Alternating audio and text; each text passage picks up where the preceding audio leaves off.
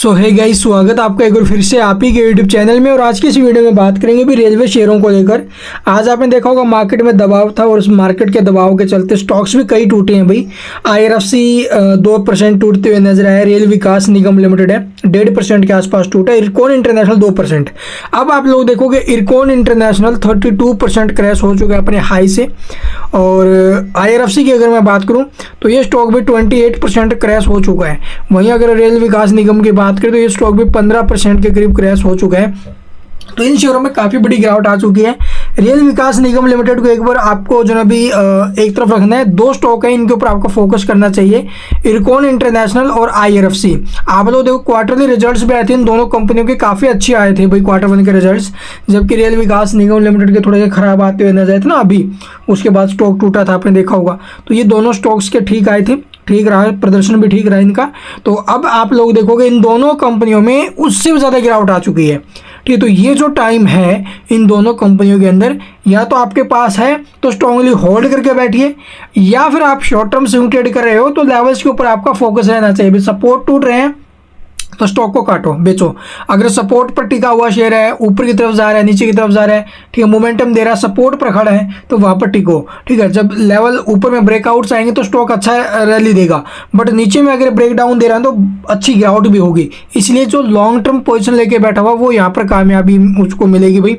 तो long term के लिए बिल्कुल पॉजिटिव है। और इसी के चलते देखो भाई कुछ एक जो इन्वेस्टर्स हैं उनके भी यहाँ पर अपडेट्स आ रहे हैं, उनकी तरफ से भी कुछ ना कुछ तो अपडेट दिया जा रहा है भाई क्या करना चाहिए। तो keep IRFC share for long term. तो लॉन्ग टर्म के लिए इसको जो भी बनाए रखिए। दी चार्टिस्ट सजेस्टेड की लेवल टू एड पोजिशंस। तो यहाँ पर देखोगे जो प्रकाश गावा जी हैं वो टेक्निकल एनालिस्ट हैं, तो उनकी तरफ से क्या बोला गया है कि IRFC अभी सपोर्ट जोन के आसपास हमें दिखाई दे रहा है, 170 के आसपास है। और इसको जो है इन्वेस्टर्स को रिकमेंड किया इन्होंने कि कंटिन्यू इसको जो है अभी होल्ड करना है फॉर लॉन्ग टर्म के लिए। लॉन्ग टर्म के लिए मैं भी बोल रहा हूँ आपको, इरकॉन और IRFC दोनों शेयरों के ऊपर अगर आपकी होल्डिंग है तो पकड़े बैठे रहो। नीचे में स्टॉक अगर जा रहा है, काफ़ी अच्छी गिरावट बनी है, तो नीचे में थोड़ा थोड़ा ऐड करना वो आई थिंक ठीक रहेगा, SIP करना। अगर आपने खरीदारी नहीं की है तो ये टाइम बेस्ट है भाई, इससे अच्छा टाइम नहीं आ सकता।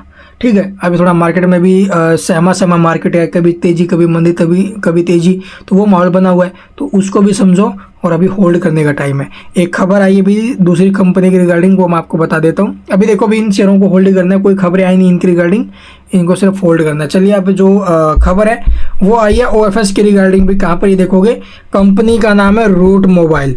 जो रूट मोबाइल के जो प्रमोटर्स हैं उन्होंने 6% स्टेक बेचने के लिए ऐलान कर दिया OFS का।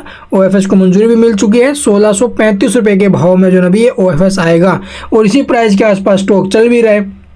आपने देखा होगा 1635 रुपये के आसपास है ना स्टॉक का प्राइस। तो 1635 के भाव में जो प्रमोटर वो स्टेक बेच रहे हैं लगभग 6%। तो स्टॉक के ऊपर कुछ ज़्यादा इम्पैक्ट तो नहीं रहने वाला है, फिर भी अगर स्टॉक ऊपर नीचे होते हुए नजर आए तो मौका बनेगा। अभी हाल फिलहाल इसी भाव में शेयर है, तो OFS को मंजूरी मिल चुकी है, कल ओपन हो जाएगा। 12 तारीख को नॉन रिटेलर्स के लिए है और 13 तारीख को आप लोग देखो रिटेलर्स यहाँ पर अप्लाई कर सकते हैं। 30 लाख शेयर टोटल जो अभी बेचे जाएंगे इसके अंदर, ये कंपनी की तरफ से आज के दिन अपडेट दिया गया है। इसके अलावा तो कोई और अपडेट यहाँ पर नहीं है भाई। नॉन रिटेलर्स के लिए आज 12 तारीख को खुल जाएगा और 13 तारीख को आप लोग देखोगे भी जो रिटेलर्स हैं उनके लिए मिनिमम 25% जो होल्डिंग है, ये जो शेयर टोटल उनमें से ऑफर किए जाएंगे reserved for mutual funds and insurance companies हो जाएगा। 10% आप लोग देखोगे for will be for the retail category. तो रिटेल कैटेगरी के लिए जो भी सेकंड डे रखा जाएगा उसका सिर्फ 10% है, जिसमें से 25% ऑलरेडी म्यूचुअल फंड्स और जो इंश्योरेंस कंपनियों के लिए रिजर्व किया गया है। तो ये टोटल अपडेट अभी। इसके अलावा अगर कुछ पूछना है तो कमेंट में पूछ सकते हो। इसके अलावा तो स्टॉक ये जो स्टॉक वो इसमें ज़्यादा कुछ उतार चढ़ाव आने वाला नहीं है, क्योंकि प्राइस के आसपास ही जो ना भी ओपन हो रहा है ये। ठीक है, and thank you for watching the video.